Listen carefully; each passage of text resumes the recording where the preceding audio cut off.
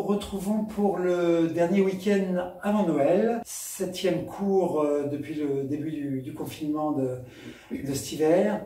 Ça commence à être long sans pouvoir s'entraîner ensemble face à face, mais on continue de vous entraîner et puis d'ores et déjà un joyeux Noël, mais on va d'abord se faire une petite séance avant.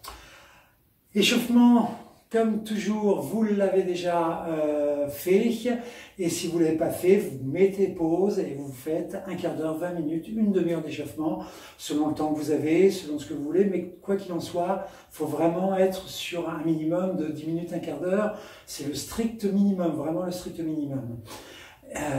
Vous incluez, comme d'habitude, du cardio, du renforcement musculaire, de l'assouplissement, et en fin de séance, pareil. Donc, on va commencer par le salut. Qui là? Qui là? Sur technique de coup de pied, donc on va voir sur 3 niveaux différents de coup de pied, 3 niveaux de ceinture différents. D'abord sur un coup de pied dans les parties où on est surpris. Donc on est bras ballants, on est en garde neutre complètement, garde passive, et il vous attaque et on va faire une protection avec la main ouverte.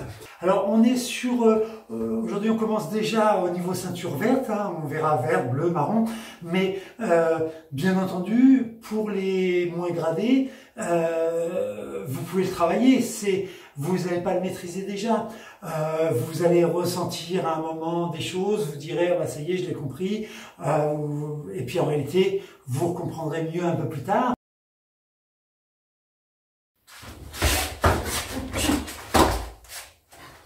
Donc quand il m'attaque, je suis pris, je suis surpris, donc je vais bloquer en étant déséquilibré. Le coup de poing, je le fais dans le temps. Il n'a pas reposé qu'il a déjà reçu le premier coup de poing.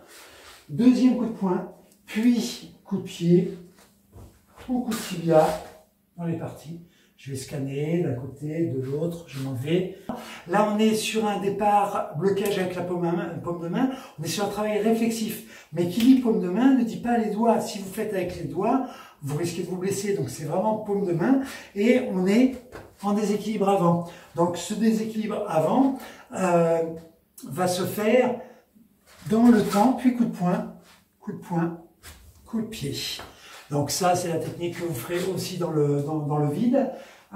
Donc je le remontre. Je vais frapper donc dans le temps où il repose sur mon premier coup de poing. Puis le deuxième direct, et là j'ai une ouverture complète. Pour pouvoir frapper, je scanne et je m'en vais. Avant de passer au deuxième coup de pied, on va le faire aussi un petit peu dans le vide quand même. Donc on le remonte. De profil, voilà. Et premier mouvement, je suis en déséquilibre. Avant, je donne un premier coup de poing, un deuxième coup de poing, et coup de pied ou coup de tibia. Sur ce mouvement, variante possible pour niveau supérieur, même démarrage. Donc cette technique en variante est plus une technique de ceinture noire, mais reste intéressante quel que soit votre niveau.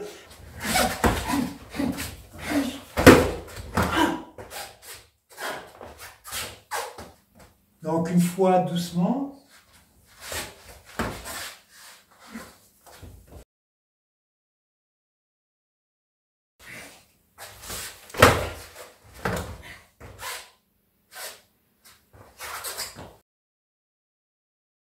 Donc là, on va voir maintenant un deuxième coup de pied sur une attaque d'un coup de pied relativement bas, mais pas aux parties génitales, au niveau de l'estomac.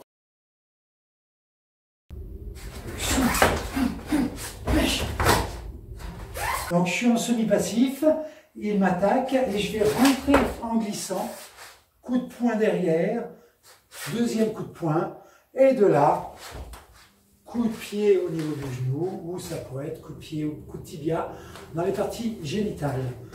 Je suis en semi-passif il m'attaque, je glisse, je tourne en coup de poing, deuxième coup de poing, je l'ai fait dans le genou là, je peux le faire dans les parties génitales, je vais scanner et m'en aller. Sur ce blocage, c'est bien un blocage glissé, il ne s'agit pas de le repousser comme ça, c'est glisser et bas. Alors c'est pas évident parce qu'il faut y croire, bien entendu il faut avoir le poing très fermé et bien fermé, c'est une évidence, il faut y croire et ça glisse, c'est important. Donc la technique dans le vide, quand je suis ici en semi-passif, il m'attaque, j'avance en bloquant, en glissant, comme si je donnais un coup de poing, puis pivot, je recentre, coup de pied, coup de poing, deuxième coup de poing et coup de pied dans les parties, ou ça peut être coup de pied de côté au niveau du genou, ou l'autre pied au niveau du genou aussi. En variante possible,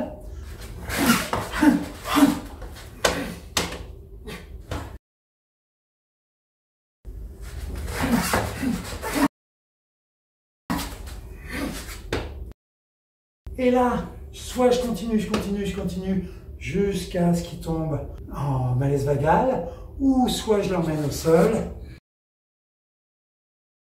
Maintenant, ce niveau ceinture marron, sur un coup de pied de côté, donc soit je suis en garde combat, soit je suis en semi-passif, soit je suis en passif.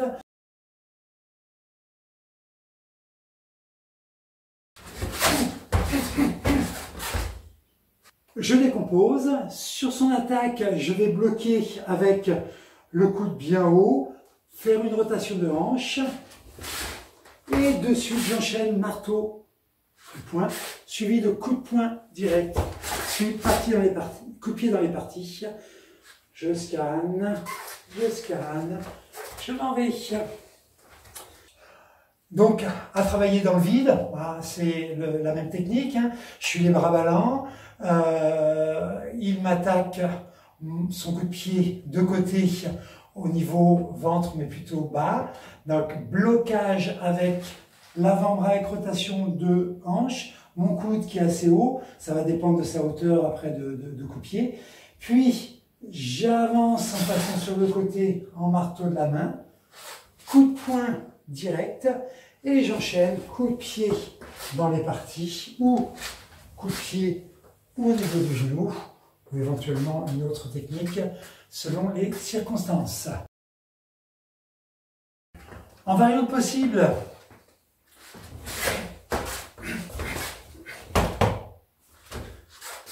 travail en double Nelson.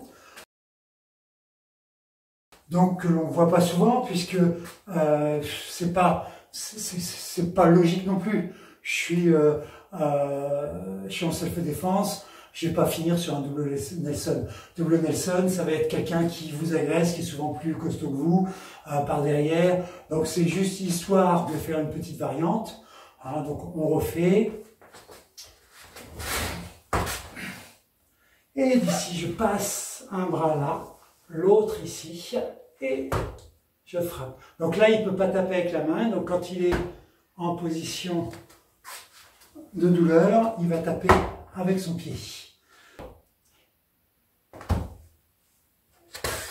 Alors, là, je me suis arrêté, bien entendu, dès qu'il a tapé avec son pied. Mais dans la réalité, soit je vais appuyer très fort. Alors, il y a possibilité comme ça ou comme ça au niveau des mains. Hein, j'aime bien, moi, avec les doigts croisés, ça donne un petit peu plus de force, bien sûr. Donc, soit la possibilité de lui rompre une cervicale en allant très en force, ou soit de maintenir jusqu'à temps qu'effectivement ça lâche, comme pour la technique précédente, où on peut l'amener, maintenir et l'amener au sol, ou rester sur la position haute et casser au niveau cervical à ce moment-là. Donc, pas logique en self-défense, juste une connaissance supplémentaire pour vous dans votre bagage technique. Donc technique au sol, on va voir deux techniques, celle niveau ceinture verte et ensuite niveau ceinture noire premier dan. Donc sur étranglement à cheval, donc il est sur moi, dès qu'il m'étrangle, je vais dégrafer tout en montant les hanches, tout en pontant, en décalant une hanche pour le déséquilibrer.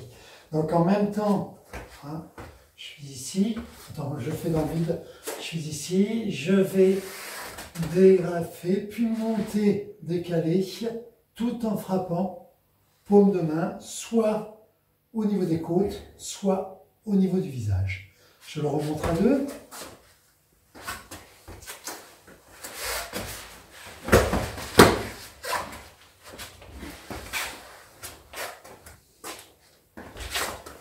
Donc dès qu'il m'étrangle, je dégrafe, je monte mes hanches et je tourne. Ici, je vais frapper avec la paume de main, je refrappe, ça peut être des coups de poing. Je vais me lever, coup de pied, je scanne d'un côté, je scanne de l'autre et je m'en vais.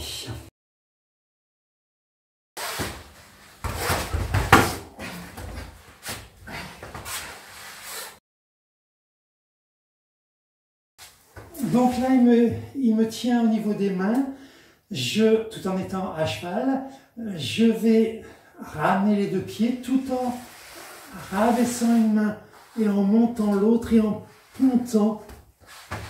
Quand il est déséquilibré, je viens frapper, refrapper, je me lève, je refrappe, je vais scanner et m'en aller. Donc, quand on est, je le montre dans le vide, hein, on est ici, on va ramener les pieds, donc remonter les pieds hein, pour être en genou fléchi. En même temps, je vais, dans l'idée, faire ça, hein, rabaisser une main, monter l'autre et ponter complètement. Je retourne, je frappe, coup de pied. Hein, donc on le refait dans le vide. Hein, donc on est ici, on est bloqué ici. En même temps, et on pivote, point, coup de pied. On arrête là pour aujourd'hui, donc en vous souhaitant un très joyeux Noël et en vous retrouvant la semaine prochaine pour de nouvelles aventures martiales et de Krav Maga. On termine sur le salut. Kida. Merci Cédric. Joyeux Noël à tous. Joyeux Noël.